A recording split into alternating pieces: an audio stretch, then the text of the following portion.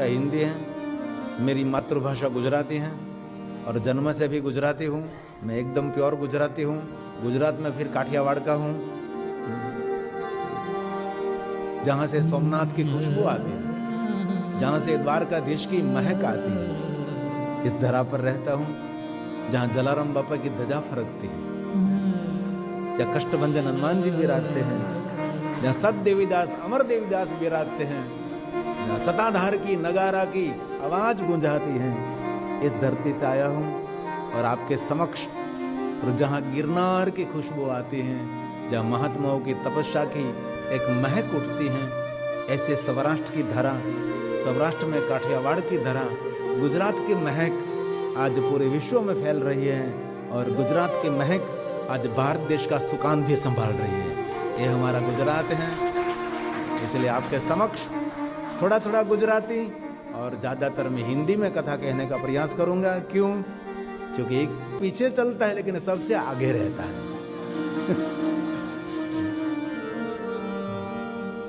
बहुत दूर की सोचने हैं तो थोड़ा पीछे भी चलना पड़ता है। क्रिकेटर बॉल फेंकता है तो पहले पीछे जाता है, बाद में फेंकता है। इसलिए जिनको आगे निकलना है उसको पीछे जाने का आना चाहिए। गुजराती में कहो, जेने આગળ નીકળવું છે ને તેને પાછળ જાતા પણ આવડવું જોઈએ, જેને ઉપર ચડવું છે ને એને નીચે ચાલતા પણ આવડવું જોઈએ। जीवन जीने की सबसे बड़ी कला, उससे कोई बड़ी कला ही नहीं। सफलता का श्रेष्ठ मंत्र है हमारे संस्कार। आज मैं सुबह सुबह एक मोटिवेशन सुन रहा था, उसने स्पष्ट कहा कि आपके जीवन की सफलता आपके संस्कार है, आपका समर्पण है, आपकी सहनशीलता है। ये जीवन की सफलता है। क्योंकि सभी लोग सफल नहीं होते ना, अकड़ाए जाए। बोले शिल्पकार एक पत्थर माथी मूर्ति बनावतो હતો तो એ પથ્થર અકળાઈ ગયો તો શિલ્પકારે છોડી દીધો, ભાઈ તું અકળાઈ ગયો તો છોડી દે હાલ। અને એક પથ્થર હતો એ ટાંકણા સહન કરતો રહ્યો। શિલ્પકાર ચારે તરફથી ઠોક્યો, આમ અથોડીને તેમ અથોડીને, આમ સીણીને આ સીણીને, ચારે સહન કરતો રહ્યો। જે પથ્થર અકળાઈ ગયો એ પગથિયાનો પથ્થર બની ગયો, અને જે પથ્થરે સહન કર્યું એ પથ્થર મંદિરમાં મૂર્તિથી પૂજાણો છે। सहनशीलता जीवन में बहुत बड़ी सफलता दे सकती है, और संसार में भी सफलता उनको ही मिलती है जिनमें सहनशीलता है। जिनमें सहनशीलता नहीं है, कोई भी क्षेत्र में थोड़ी देर तक रहेगा, बाकी इसमें से कुछ भी दम नहीं निकलेगा।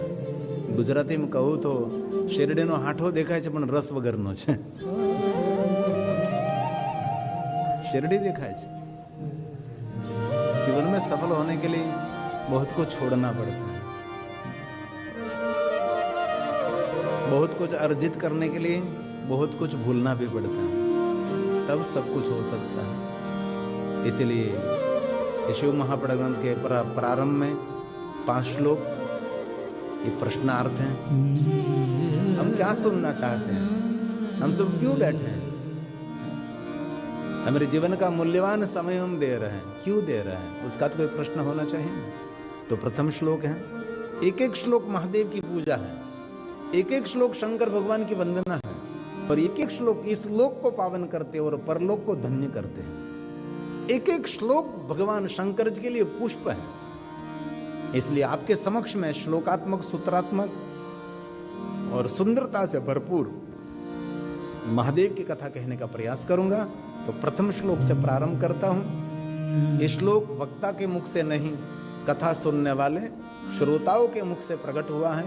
एक कर्ण रसायन है, रोग नहीं, भवरोग में से मुक्त करने वाला रसायन है। इसलिए आदर के साथ मुख से नहीं पीना है, कान से पीना है, और मुझे पिलाना है, आप सबको पीना है। तो भाव से और आदर के साथ। हे सूत महाप्रज्ञ सर्व सिद्धांत प्रभो, आख्याहि में कथा सारम पुराणानां विशेषतः,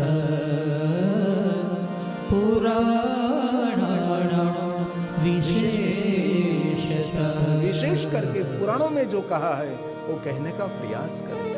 ऐ सुत पुराण जी, हम सभी ब्रह्मचारी बने ना बने कोई जरूर नहीं है, लेकिन हम सभी सदाचारी कैसे बन सके उसके बारे में कुछ कहने का प्रयास करें। ब्रह्मचारी सभी नहीं बन सकते, ब्रह्मचारी सभी बन जाए तो संसार भी नहीं चलेगा। ये पोता पोती बेटा बेटी कहां से आएगा? इसीलिए सभी को ब्रह्मचारी नहीं, लेकिन सदाचारी सब बन सकते हैं। और सदाचार जीवन के सुख का मूल है, सदाचार जीवन की सफलता का मूल है, सदाचार जीवन के आनंद का भी मूल है। जिनके पास कोई सदाचार नहीं, कोई भी क्षेत्र में वो नियमित नहीं रह सकता। थोड़ी देर तक ये कांच का हीरा चमकेगा, बाकी धीरे धीरे ये हीरा डैमेज हो जाएगा।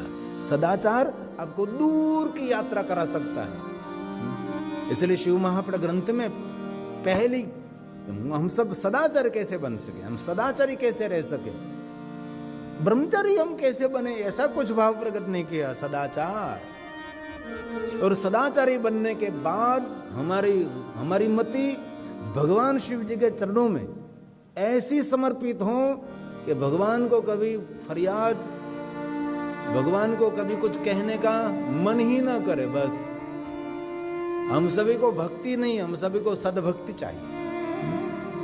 भक्ति तो दुनिया आंखें करती है। हमारे सबके घर में इतने भगवान हैं कि बहुत लोगों को तो पता ही नहीं उसके घर में कितने भगवान हैं।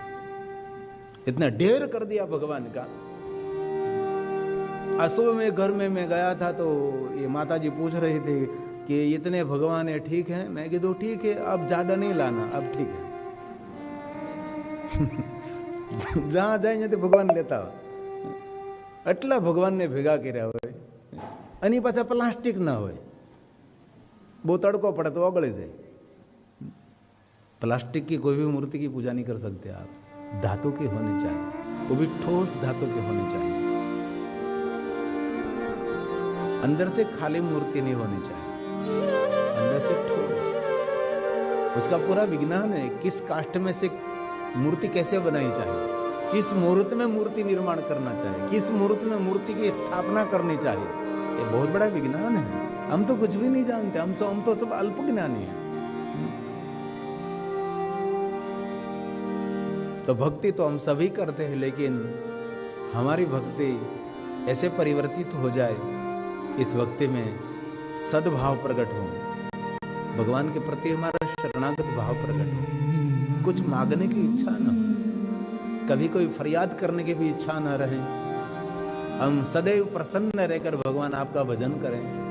बस ऐसी भक्ति चाहिए जिनको सद्भक्ति कहते हैं, जिनको अव्यभिचारिणी भक्ति कहते हैं। हम लोग भक्ति करते हैं लेकिन व्यभिचारिणी, निरंतर भगवान को कहते रहते हैं मुझे ये करना है, मुझे ये करना है, मुझे ये करना है, ये करना है। भगवान बेटे का ध्यान रखना, बेटी का ध्यान रखना, उसके पोते का ध्यान रखना, पोती का ध्यान रखना, यही होता है ना हमारे भगवान के पास। क्या निरंतर कहते रहते ये करना, ये करना। भगवान ने विचारा है कि आ મને પગે લગવાયો છે કે મને માર્ગદર્શન કરવાયો છે? ભગવાનને પણ ક્યારેક ક્યારેક વિચાર એવો આવતો છે કે આ મને પ્રણામ કરવાયો છે કે માર્ગદર્શન કરવાયો છે? તમારે આમ કરવાનું છે, તમારે તેમ કરવાનું છે, તમારે એટલું કરવાનું છે, તમારે એટલું કરવાનું છે। नहीं, संपूर्ण परमात्मा के शरणागति का भाव और भगवान पर आपका संपूर्ण भाव है, तो आपको भगवान को कहना नहीं पड़ेगा, समय समय पर सब कुछ हो जाएगा। नरसिंह ने कभी नहीं कहा भगवान को कि कार्य मेरा करना है। कभी कितने बार नरसिंह के लिए धरा पर भगवान पधारे, नरसिंह को तो पता भी नहीं लगा कि प्रभु काम करके चले गए, क्योंकि समर्पित था वो। ऐसा भाव हमारे हृदय में भी प्रकट हो कि हम प्रभु को समर्पित हो जाए। इसीलिए कथा के शिव महापुराण के दूसरे श्लोक में बात की है सदाचार सद्भक्ति, और आगे कहा विवेको वर्धते कथम। दिन प्रतिदिन हमारे जीवन में विवेक की वृद्धि होनी चाहिए, लेकिन बहुत लोगों के जीवन में विवेक कम हो रहा है। विवेक की वृद्धि होनी चाहिए। आज मेरे जीवन में विवेक ने प्रवेश किया तो कल 2 गुना विवेक, 3 गुना विवेक, धीरे धीरे धीरे धीरे धीरे। और विवेक की व्यक्ति विनायक के स्थान पर बैठ सकता है। विनायक कौन है? शंकर जी का बेटा है, शंकर जी का गौण पुत्र है, जो गौण अध्यक्ष है, जिनकी पूजा पहले करते हम। इसके बिना हमारी कोई पूजा नहीं, इसके बिना कोई कार्य नहीं, गणेश के बिना कुछ भी नहीं हो सकता। इसलिए जिनके जीवन में विवेक की वृद्धि रहती है वो विनायक के स्थान पर बैठ सकता है। इसलिए कहा विवेक को वर्धित कथम सो विकार। कभी भी हमारे जीवन में कोई विकार की आक्रामकता हो जाए तो हम कैसे संयम रख सके। विकार मतलब किसी के प्रति द्वेष हो रहा है, किसी के प्रति धुना हो रही है, कभी कभी मन विचलित होकर उनके प्रति नफरत का भाव हो रहा है, कभी थोड़ी देर के लिए इतना क्रोध, उसको विकार कहते हैं। राग, द्वेष, ईर्ष्या, लोभ, मोह, ममता, काम, क्रोध, मन इच्छा, दूसरे के प्रति घृणा, दूसरों को छिद्र करने का भाव, आज सभी विकार में आते हैं। इस विकारों में से हम कैसे संयमी रहें, हमारा संयम कैसे बना रहा। और हे सुत पुराण जी, और कुछ ज्यादा नहीं कहना है, और 100 बात की एक बात, सज्जनों को अपने जीवन में क्या करना चाहिए। जो सृष्टि लोग, जो दृष्टि लोग हैं दुनिया में, उनको क्या करना चाहिए। कथा किसके लिए है? सज्जनों के लिए है। कथा दुर्जनों के लिए नहीं है। कथा समाज को सुधारने का साधन नहीं है। कथा भक्तों की साधना है। यहां कौन कथा सुनने के लिए आते हैं? जिनको प्रभु के पर आदर है, जिनका भगवान के प्रति प्रेम है, वही आते हैं ना। आप सब कथा में आए, दूर दूर से आए, यहाँ कोई नजदीक तो नहीं रहता। ये तो मेरे सौराष्ट्र में रहता है, मेरे गुजरात में रहता है। ये गांव के मध्य में कथा रहते हो, चारों तरफ पूरा गांव जॉइंट रहता है। एक तो उगमणो रहते हो, एक आथमणो रहते हो, क्या ना क्या रहता है खबर नहीं। खूणे खाच के ज्यांથી બધા આવે અને ભેગા થાય। कथा सज्जनों के लिए है, कथा दुर्जनों के लिए नहीं है। कथा पुण्यवान लोगों के लिए है, कथा पापी लोगों के नहीं है।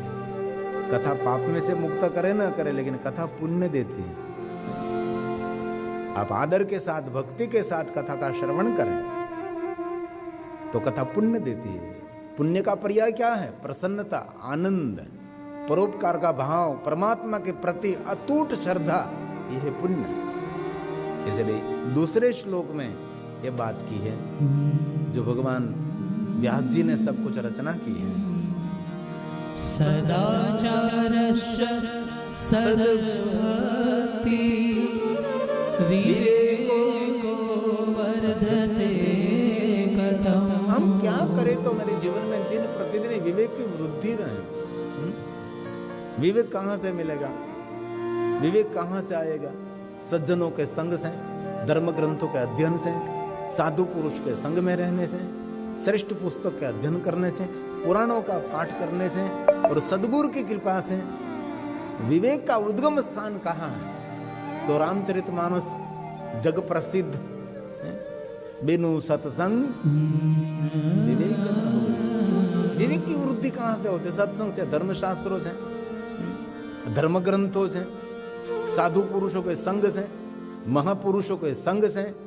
इसीलिए जीवन में कितने ही आप महान हैं, लेकिन गलत लोगों का संग हो गया, समझो जीवन पूर्ण है। लेकिन जीवन में कितनी ही गलती की है, लेकिन सृष्टि लोग, दृष्टि लोग, सज्जन लोगों का संग हो गया। संग बहुत बड़ा जीवन में काम करता है। इसीलिए रामचरितमानस तुलसी का वचन है।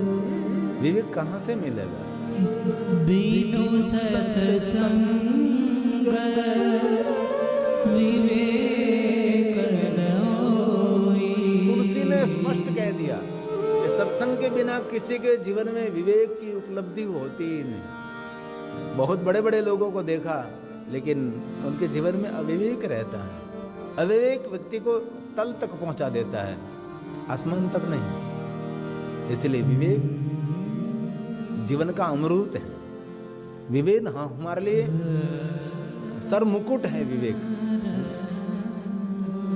जिनमें विवेक नहीं है, उनके पास धन संपत्ति है तो भी वो भिखारी हैं। धनवान, धन्यवान वो है जिनके पास विवेक है। इसलिए विवेक की प्रधानता होनी चाहिए। बहुत लोगों को देखा, बहुत लोगों के जीवन में विवेक कभी कभी नहीं रहता, लेकिन कहां से मिलता है? ये तुलसी की बात है। बीनु सत्संग विवेक न होई। बोलिए बोलिए साथ में, मजा आ गया।